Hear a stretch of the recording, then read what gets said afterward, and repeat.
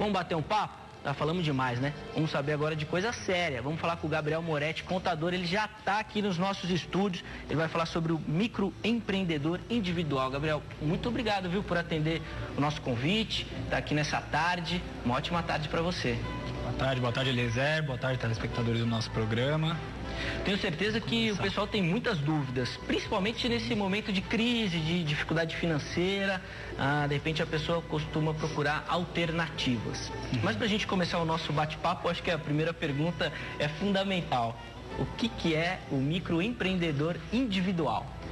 Bom, o microempreendedor individual, ele é uma pessoa que trabalha por conta própria, né, e resolve se formalizar perante a Receita Federal, os órgãos governamentais, se registrando como microempreendedor individual.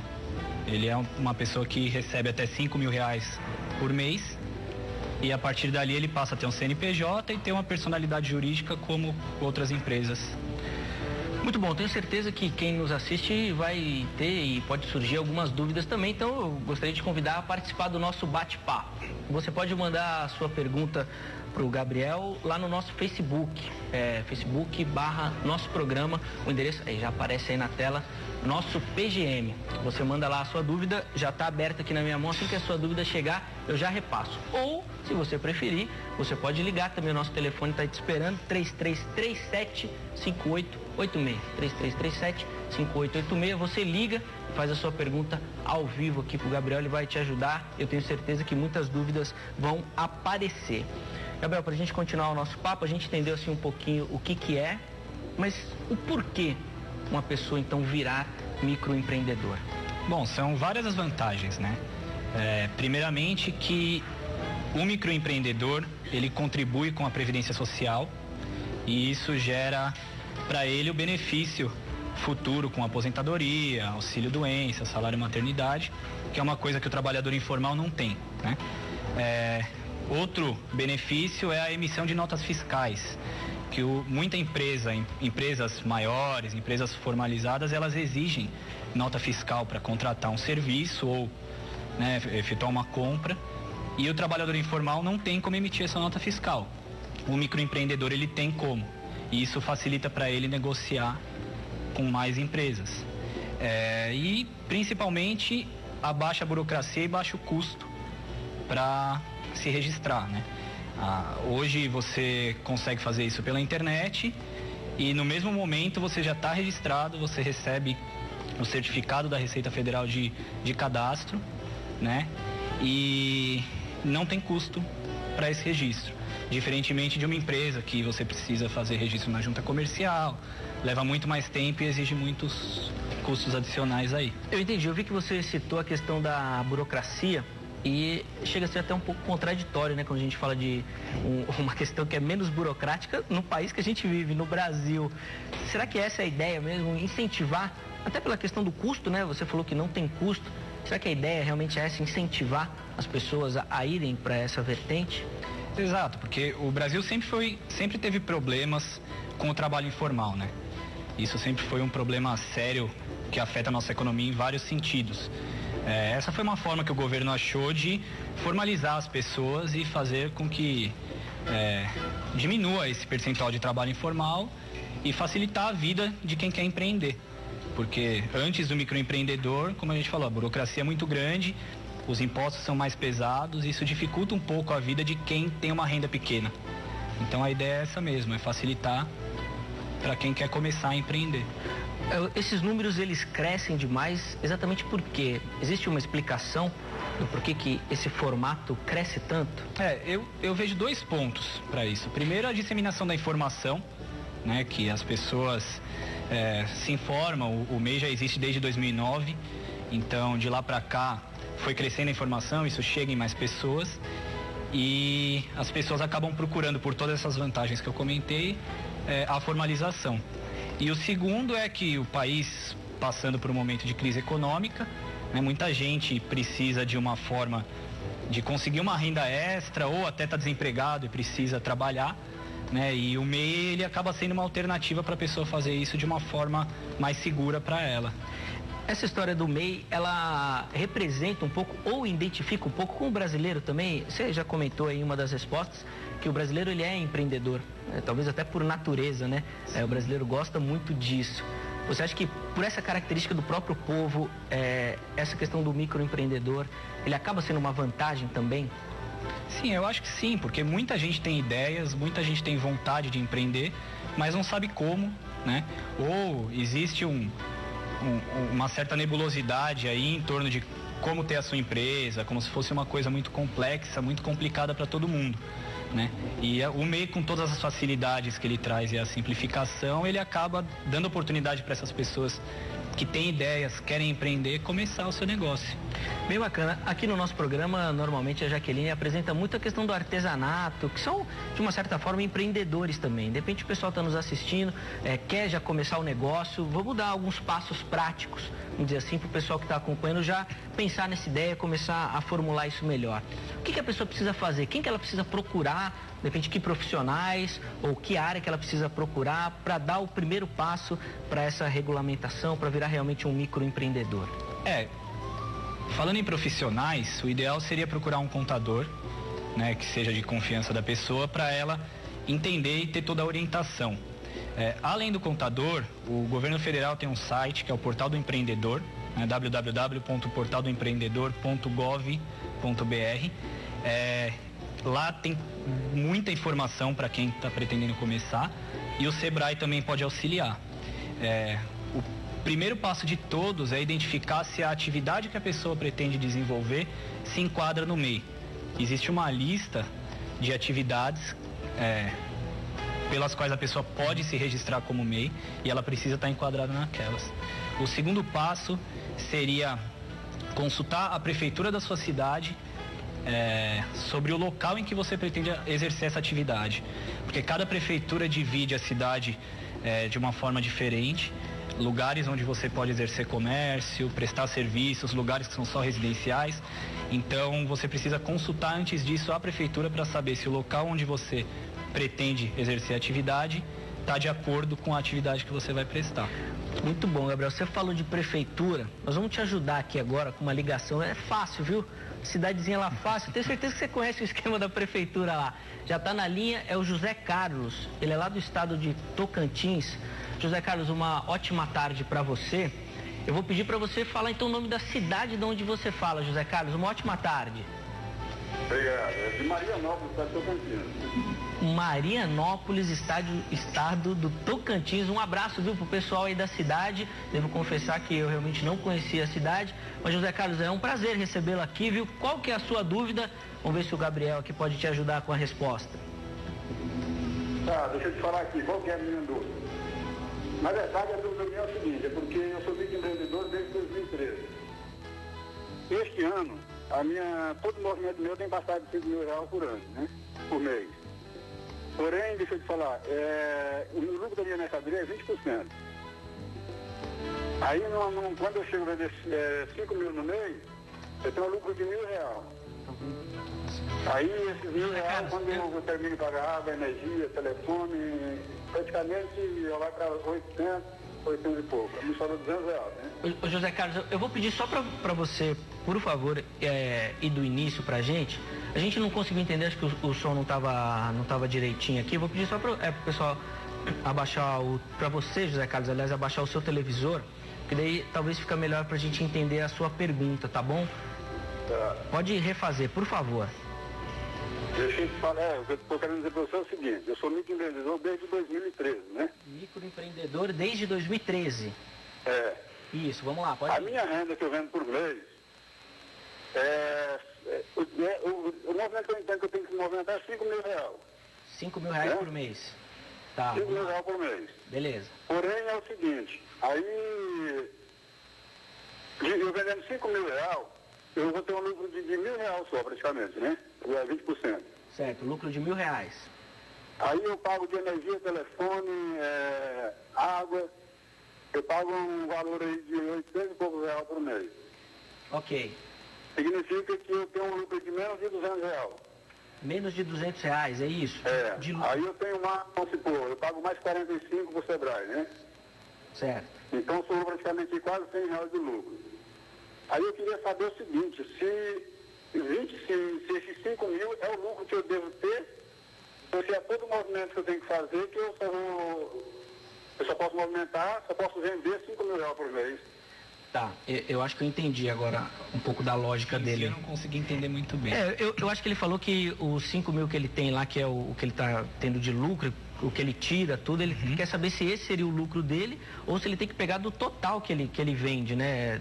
De todos os valores que ele vende, porque R$5.000 é o que fica com você, não é isso, José Carlos? Não, R$5.000 é o que eu movimento, é o que eu consigo vender todo mês, o que eu entendo assim. Na verdade, o meu lucro é R$1.000 só. Aí não... Entendi. Você vende os 5 mil, tirando tudo que você gasta, suas contas e tudo mais, é os R$1.000 e ainda entram aquelas contas ali. Agora, qual que é a sua dúvida realmente, José Carlos? O que você quer saber então? É isso que eu quero saber o seguinte, porque o meu lucro, no caso, o meu lucro está sendo um lucro no valor de R$1.000 por mês. E aí eu praticamente está ficando sem despesa, eu não estou tendo lucro nenhum, né? Então eu queria saber se R$5.000 é o meu lucro que eu devo ter, ou se é o movimento meu que eu tenho que fazer no mês, só pode ser R$5.000. Porque na verdade eu já estou preocupado, sabe com o quê? Eu estou preocupado esse ano, que eu estou pensando assim, a partir do ano que vem, eu vou sair do microempreendedor. E se eu vou sair do microempreendedor, eu estou pensando como é que eu vou fazer para pagar um contador, para pagar um imposto particular, porque eu estou vendo que eu não vou ter condição de fazer isso.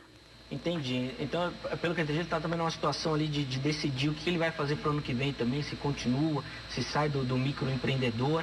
Pelo que ele falou, a questão do lucro dele é baixa, né? Ele tem um valor ali, onde ele tira tudo e o que tem sobrado para ele é R$1.000, ainda mais algumas contas que ele tem que acertar.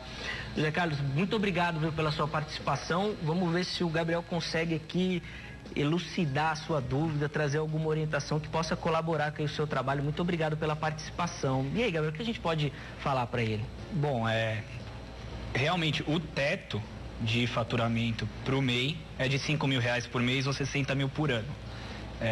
Se o problema dele é que isso não está sendo suficiente para ele retirar o lucro que ele gostaria, para o próximo ano ele teria que se desenquadrar do MEI. Então o que acontece? Uma empresa que fature mais de 60 mil no ano até 360, ela se enquadra como microempresa, que aí já é uma empresa de um porte diferente e vai ter uma tributação diferente. Então a saída para ele nisso seria aderir à microempresa e ao Simples Nacional para o ano que vem.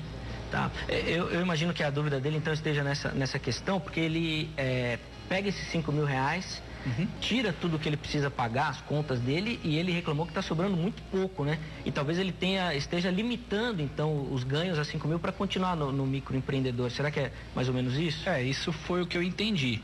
Porque na verdade hoje, em termos de tributação, em termos de custos, para se manter uma empresa, o MEI é o mais barato.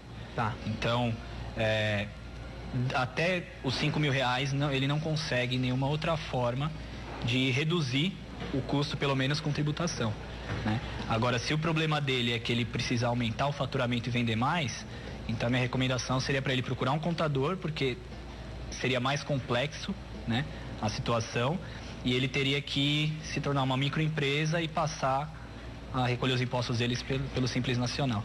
Até, Gabriel, para a gente não sair muito da nossa pauta, que é o microempreendedor, mas de repente ele também vai precisar fazer uns outros cálculos, porque às vezes ele vai faturar mais, mas não é tanto assim que vai compensar ele sair desse formato, né? Exatamente. Por isso que é interessante ele procurar um profissional, um contador, para dizer para ele qual será realmente o custo dele, porque o custo de uma microempresa é maior.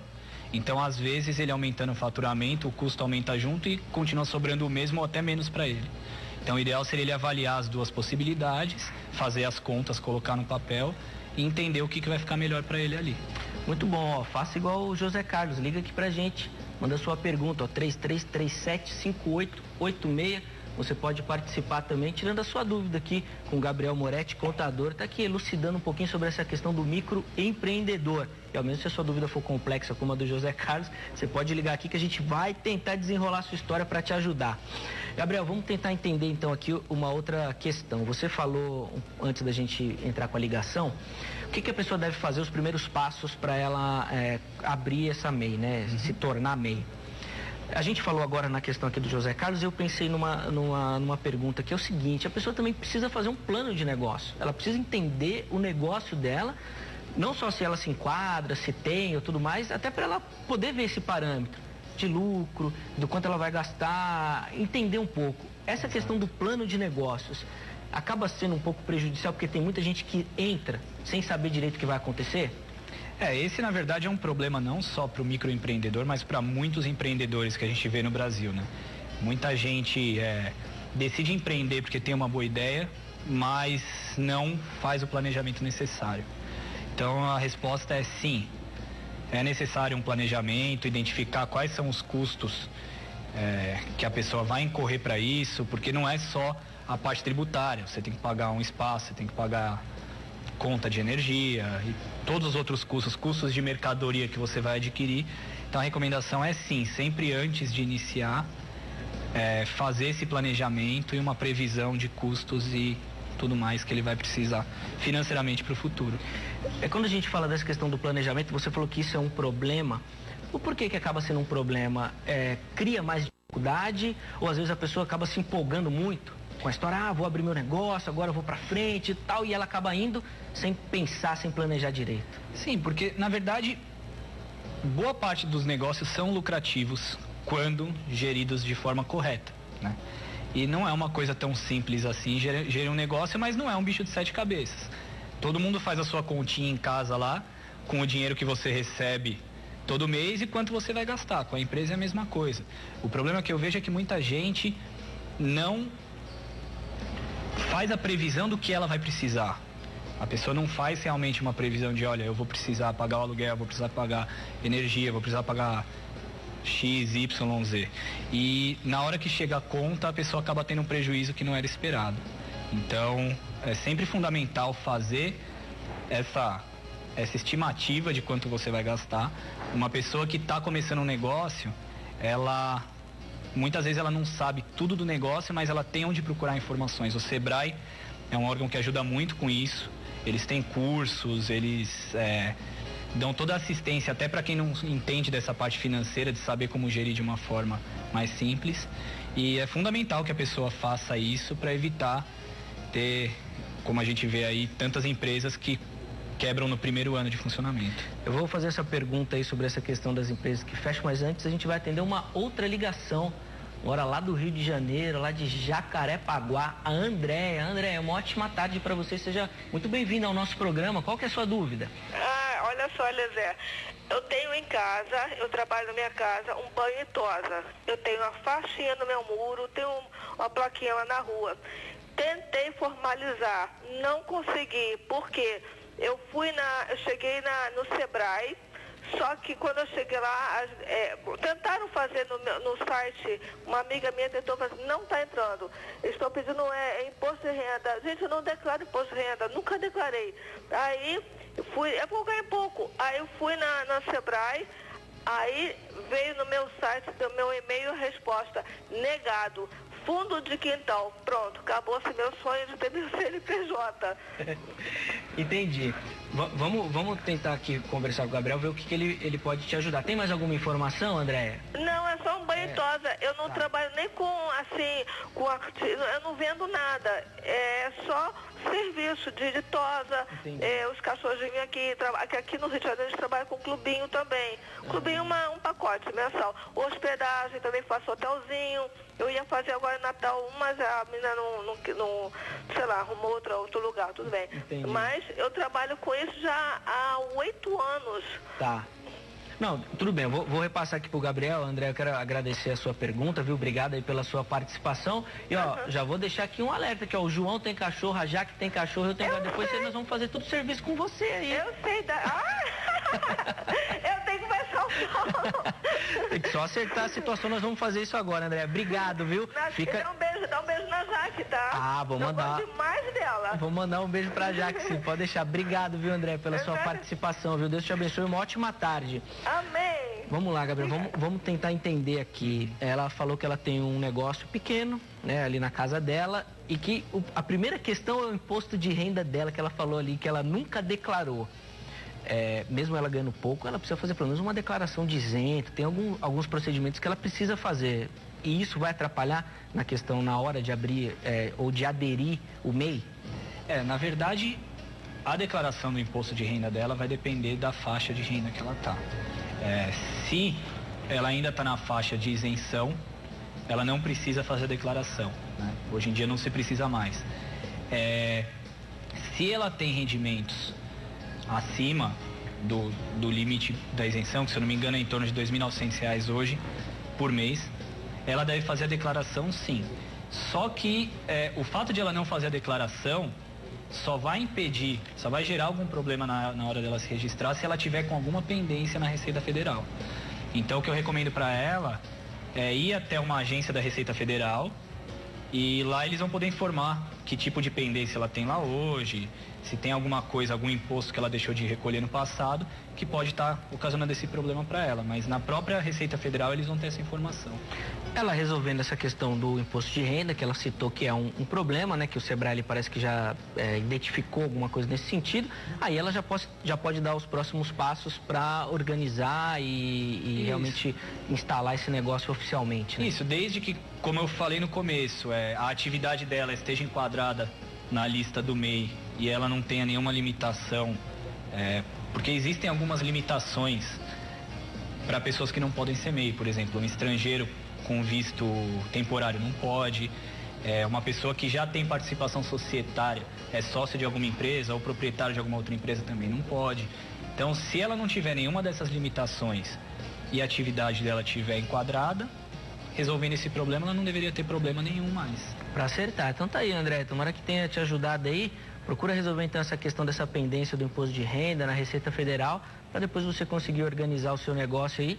O que, de uma maneira geral, né, Gabriel, acho que é a melhor solução, né? Regularizar, ter tudo direitinho. Sim. Acho que vai ajudá-lo muito, né, na sequência do negócio. Sem dúvida. Muito bom. Uma outra pergunta agora aqui no nosso Facebook, Gabriel. A Luciana Calisto Santos. Luciana, obrigado, viu, por mandar a sua pergunta. Ela fala o seguinte: olá, fiquei 5 meses sem contribuir para o INSS. Me cadastrei no MEI hoje. Preciso informar algo ao INSS?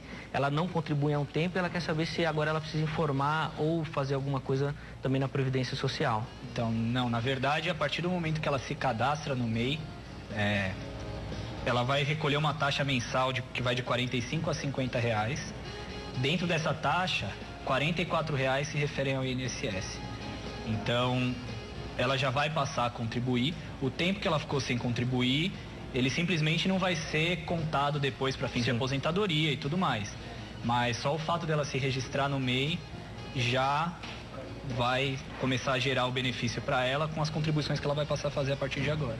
Inclusive, esse foi um fato que você citou logo no começo, um benefício do MEI, né? Muita gente procura também por conta disso para facilitar essa questão? Sim, porque quando você está na informalidade, você não tem a previdência social para te ajudar. Então, uma mulher que engravida e não pode mais trabalhar, nesse período ela não vai ter nenhum benefício, ou se você tem algum tipo de problema de saúde e não pode trabalhar, você também não vai ter. O MEI, ele já, como você passa a ser um contribuinte da Previdência, você passa a ter direito a salário maternidade, auxílio doença, em casos inesperados aí. Muito bom. Você que está nos assistindo pode continuar participando lá pelo nosso Facebook, nosso PGM, ou pelo telefone também, 3337-5886. Você liga ou manda sua pergunta, nós vamos repassar aqui para o Gabriel. Mais uma pergunta do Facebook, o Humberto Alencar. Obrigado, viu, Humberto, pelo carinho de mandar sua pergunta. A gente já até comentou um pouquinho, mas acho que não custa reforçar para ele também. Boa tarde, tenho interesse em me tornar independente profissionalmente. Quais os primeiros passos para ser um microempreendedor? Humberto aqui de São Mateus de São Paulo. Um abraço, viu, Humberto? O Gabriel já comentou, mas vamos reforçar, Gabriel, para ele quais são os primeiros passos para ele, então, dar esse passo aí na independência profissional, como ele citou. Uma coisa que eu não comentei, é interessante comentar agora, é o seguinte: se hoje ele é assalariado, a partir do momento que ele sair do emprego e se tornar assalariado, se ele foi assalariado, sim, e hoje ele tem seguro-desemprego, a partir do momento que ele se registrar como MEI, ele perde o benefício do seguro-desemprego, tá? Mas nada impede que, se ele for empregado e assalariado, ele se registre como MEI. Os primeiros passos, como eu falei, seriam consultar um contador ou ir lá no site do Portal do Empreendedor e do Sebrae para ver se a atividade que ele pretende exercer se enquadra nas atividades do MEI e checar se o local onde ele pretende exercer essa atividade está de acordo com as regras da prefeitura. Isso ele vai conseguir indo na prefeitura ou pelo próprio site da prefeitura, ele tem algumas informações também. Muito bom, tá aí, Huberto, informação para você, eu espero que te ajude aí nessa sua caminhada. Gabriel, vamos seguir um pouquinho aqui no nosso papo. A gente sabe que o Brasil vive e está em um momento de crise financeira, econômica. Nesses momentos, cresce a procura por essa questão do microempreendedor ou não? O pessoal também fica um pouco receoso nessa área. Como é que os tempos de crise afetam positivamente ou negativamente o microempreendedor? Eu entendo que cresce pelo fato de que o desemprego cresce e as pessoas começam a precisar de fontes alternativas de renda. E, como eu comentei, o MEI acaba sendo uma boa alternativa para essas pessoas. Muita gente, até um tempo atrás e até hoje, sempre optou pelo trabalho informal. Só que o trabalho informal não é recomendado pela falta de segurança que isso traz. A questão da nota fiscal, que eu falei que você não tem como emitir, a própria questão da previdência que a gente está reforçando aqui. Então, o MEI acaba sendo uma boa alternativa para quem precisa de fontes de renda e no momento de crise o que a gente mais tem é gente precisando de fontes alternativas de renda, né? Então, eu acho que esses dois pontos acabam sendo bem conectados mesmo. E talvez o medo que a pessoa tem em se regularizar, em se formalizar, ele acaba diminuindo porque o MEI é feito exatamente para essa pessoa, né? Para que ela tenha uma burocracia menor, não gaste tanto e consiga trabalhar, de repente, com um lucro não muito alto, mas com valor que ela já possa encaminhar e de maneira regularizada. Eu acho que até esse é o objetivo mesmo para o microempreendedor, não é isso? Exatamente isso, exatamente isso. O trabalho informal, ele não traz vantagens para as pessoas, né? Então a ideia do MEI é realmente poder dar uma condição melhor de trabalho para as pessoas que não têm emprego ou optam por trabalhar por conta própria e tudo mais. Muito bom. A gente tinha uma ligação, era o Antônio lá do Ceará, a ligação dele caiu, mas ele deixou a pergunta dele. Ele tem uma loja, ele é MEI desde quando, Walter? Tem 3 anos que ele já aderiu ao programa e ele quer saber como é que ele faz para registrar os funcionários em carteira. Se ele pode, né, registrar os funcionários com carteira assinada, como é que é esse procedimento? Essa é uma boa pergunta. Na verdade, o MEI, ele só pode ter um funcionário no máximo e que receba um salário mínimo ou o piso da categoria, dependendo da atividade dele. Se ele quiser ter um segundo funcionário, ele já não pode mais se enquadrar como MEI, ele teria que partir para microempresa, outras alternativas aí. Mas para um funcionário, ele pode registrar, aí sim ele deve procurar um escritório de contabilidade para ajudar ele, porque tem toda a parte de folha de pagamento, cálculo de FGTS, ele tem que recolher o INSS para o funcionário dele, então eu recomendo que ele procure uma ajuda profissional com isso. Gabriel, você acha que esse passo, já é o segundo caso aqui, né? A nossa primeira ligação falou um pouquinho sobre isso e agora o Antônio lá do Ceará também. Esse passo para a pessoa sair do microempreendedor, né? Começa a ganhar, precisa ter um funcionário, de repente 2, o lucro está aumentando. É muito difícil dele sair do microempreendedor, de repente, para um outro estágio. É um passo, às vezes, muito grande. Parece, pelo menos que eu senti pelas duas perguntas, que as pessoas ficam um pouco receosas para dar esse passo. Eu não vejo como difícil. Na verdade, eu acho que é natural de todo negócio crescer, né? A gente, quando começa a empreender, a gente quer crescer. Então, o MEI, na verdade, ele serve para você dar esse primeiro passo que antes era mais difícil. Só que, naturalmente, o negócio começa a crescer e você precisa sair. E dali, você tendo um contador de sua confiança te ajudando e fazendo todo o cálculo de tributos. Obviamente, quando você sai do MEI, a parte tributária fica um pouquinho mais complexa, você tem um pouco mais, você passa a ter que manter outras obrigações tributárias, mas se você tiver um acompanhamento de um bom escritório de contabilidade te ajudando, eu não vejo problema nenhum.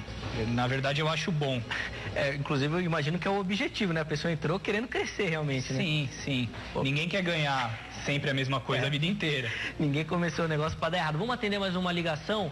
Lenivaldo, aqui de São Paulo, é isso? Lenivaldo, uma boa tarde para você. Está me escutando direitinho? Estou. Muito bom. Qual que é a sua dúvida? Uma ótima tarde, viu? Seja bem-vindo ao nosso programa. Tudo bem, obrigado, viu? Imagina. Olha, eu tenho uma dúvida aqui, que é o seguinte, eu pago o MEI já há um tempo, né? E deixei de pagar a contribuição do imposto do INSS. Eu queria saber do doutor se eu posso voltar a pagar junto com o MEI, porque eu tenho 29 anos de contribuição normal. Aí eu me cadastrei no MEI e parei a contribuição normal. Eu posso voltar, dado duplicidade, ou como que fica, no caso? Para que eu possa se aposentar por tempo de serviço. Entendi. Por tempo de contribuição, não por tempo de idade. Entendi. Desculpa. Não, até porque essa questão da aposentadoria é sempre muito confusa. Precisa de mais alguma informação, Gabriel? Deu para entender. Lenivaldo, muito obrigado, viu, pela sua participação. Vamos tentar aqui te ajudar aí, tá bom? Uma ótima tarde para você. Valeu. E você também. Obrigado, viu? Valeu, obrigado. Um abraço. Abraço, tá. E aí, Gabriel, como é que a gente consegue ajudar o Lenivaldo nessa questão? Na verdade, as duas contribuições, elas se complementam. Inclusive, eu mencionei agora há pouco que mesmo uma pessoa que trabalha de forma assalariada CLT, ela pode abrir o MEI. Nesse caso, você tem duas contribuições que são complementares e se você tiver, por exemplo, um problema de saúde, você pode requerer o auxílio-doença tanto pelo MEI como pela sua outra contribuição. A contribuição do MEI, ela te dá direito a um salário mínimo. Ela não te dá direito a mais do que isso. Se você tem uma segunda contribuição, elas são complementares e você consegue utilizar as duas para qualquer problema que você tenha, auxílio-doença ou aposentadoria no futuro também, elas se complementam. Gabriel, a gente falou um pouquinho sobre a questão dos tempos de crise, que acabam atraindo também essas oportunidades e o pessoal acaba entrando nessa questão do microempreendedor. A gente falou um pouquinho antes da questão dos problemas, da taxa de fechamento. Para o microempreendedor, é um problema também isso? Muita gente entra sem a devida informação, pela empolgação, pela necessidade e acaba fechando muito rápido. Isso acontece não só com o microempreendedor, mas em vários empreendimentos aí. Da pessoa começar a sua empresa, porque tem uma boa ideia, porque sabe fazer muito bem determinada coisa, mas não dá atenção para a parte de administrar, para a parte financeira, para o fluxo de caixa dela. Muito tipo de negócio exige um certo capital ali de giro para começar, e muita gente não dá muita atenção para isso e com o tempo acaba quebrando simplesmente pela falta de planejamento. Então isso eu vejo como um problema sério que a gente tem para os empreendedores no geral. Muito bom, é questão de ficar atento. Vamos mais umas perguntas aqui do nosso Facebook, até porque esse nosso bloco aqui é um pouquinho mais rápido. Gabriel, a Emília faz a seguinte pergunta. Ela é funcionária pública, mas também exerce a atividade de cabeleireira. Ela pode se cadastrar no MEI? E ela faz essa pergunta porque ela acaba tendo dúvidas sobre a questão da aposentadoria. Como é que é o caso dela? Provavelmente é um pouquinho diferente, né? Isso vai depender de que tipo de funcionária pública ela é. Servidores públicos federais ou pensionistas não podem aderir ao MEI. É uma das restrições lá. Caso ela seja servidora pública municipal ou estadual, aí vai depender da cidade ou do estado dela, quais são as regras que eles colocam. Mas se ela for federal, com certeza ela não pode se registrar como MEI. Então tem que ficar atenta aí, viu, Emília? No seu caso aí, se de repente você mandar a informação aqui, o Gabriel pode até complementar, tá bom? Mas fica ligada nessa questão. Mais uma perguntinha aqui, ó, a Laís Miranda, ela fala o seguinte, ela foi microempreendedora simples e encerrou as atividades em 2010. No mesmo ano, ela se inscreveu no Simples e desde então vem pagando o MEI. Em julho, sofreu um acidente e precisou do INSS, mas teve o pedido negado, alegando que ela não contribuía desde 2010. Ela fala que ela tem os comprovantes, mas ela não sabe o que ela pode fazer para ter o direito, então, a esse auxílio do INSS. Nesse caso, é um caso mais voltado para a parte de previdência, que não é a minha especialidade. O que eu recomendaria a ela é procurar um advogado da área de previdência que ele pode ajudar, porque são vários os motivos que o INSS pode negar um benefício, né? E aí ela precisa de um profissional analisando mais diretamente o caso dela ali. Muito bom. Laís, então fica aí a dica do Gabriel, de repente você procurar um advogado mais especialista nessa área para poder te ajudar, tá bom? Espero que tenha esclarecido a sua dúvida. A Luciana, a gente respondeu a pergunta dela e ela manda aqui, ó, agradecendo. Obrigado por ter respondido a minha mensagem no ar. A gente que agradece, viu, Luciana, a sua participação também. Ainda dá tempo de você fazer a sua pergunta, hein? facebook.com/nosso PGM. Gabriel Moretti, contador, pode esclarecer aqui também as suas dúvidas. Gabriel, quais são os principais erros que as pessoas cometem ao se cadastrarem na MEI? E como é que a gente pode aqui ajudá-las a não cometerem esses erros, né? Que atenção que a pessoa tem que ter para não cair nessa armadilha? Na verdade, os principais erros que a gente vê são ou por falta de conhecimento ou por esquecimento. Existe uma declaração anual que o MEI tem que fazer para o governo, informando todos os rendimentos que ele teve no ano anterior. Muita gente esquece de fazer essa declaração e isso gera uma multa de pelo menos R$50, esse esquecimento. Outra coisa também que o pessoal costuma esquecer muito é de fazer o pagamento mensal do que a gente chama do carnê DAS, que é esse valor de R$45 a R$50, principalmente em meses onde a pessoa não trabalhou ou não emitiu nenhuma nota. Muita gente acha que nesse momento, por ele não ter emitido nada, ele não precisa pagar, mas sim, ele precisa. Outro ponto importante também são a mistura, a confusão entre o que é pessoal e o que é da empresa. Então, tudo que a pessoa compra e vende pela empresa do MEI deve ser tratado separadamente. Ele precisa abrir uma conta num banco para aquela empresa e tratar tudo lá. Muita gente paga a conta pessoal na conta da empresa, paga a conta da empresa na conta pessoal, atrapalhando. Isso é um problema também. Eu acho que esses são os três principais. Muito bom, ficou a dica aí do Gabriel. Muita coisa a gente ainda para conversar, mas o nosso tempo infelizmente já está acabando. Eu vou fazer uma última pergunta aqui, Walter, da Claudinete. Ela cai um pouquinho na questão que a gente já falou da funcionária pública, mas ela informa que ela é funcionária do estado de São Paulo e ela gostaria de ser MEI para fazer artesanato. Ela já trabalha com artesanato. O que a gente pode falar para a Claudinete, Gabriel? Na questão do artesanato, ela não tem limitação. O artesanato, é bom ela checar, eu não sei qual é o tipo de artesanato que ela faz, né? Mas muitos artesãos são registrados no MEI, então isso não seria um problema para ela. Na questão de ser servidora pública do estado de São Paulo, eu não sei de cabeça dizer a legislação do estado de São Paulo, né?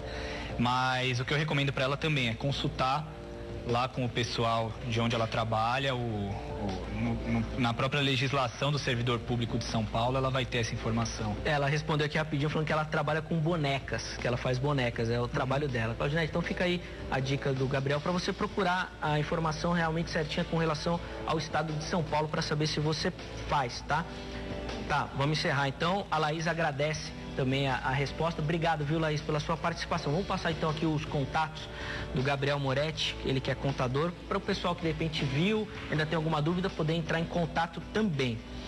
O telefone é o 011 3141 0605, 3141 0605, o e-mail contato@prime-contabilidade.com. É isso, né? Tá aparecendo aí o e-mail e o site www.prime-contabilidade.com. Telefone, e-mail, o site e o Facebook, facebook.com/Prime Contábil. Todos esses canais você encontra o Gabriel Moretti lá. Muito obrigado, viu, Gabriel, pela sua participação. Tenho certeza que esclareceu a dúvida de todo mundo que está em casa aí. Valeu. Eu que agradeço. Obrigado, Eliezer. Obrigado a todos os espectadores.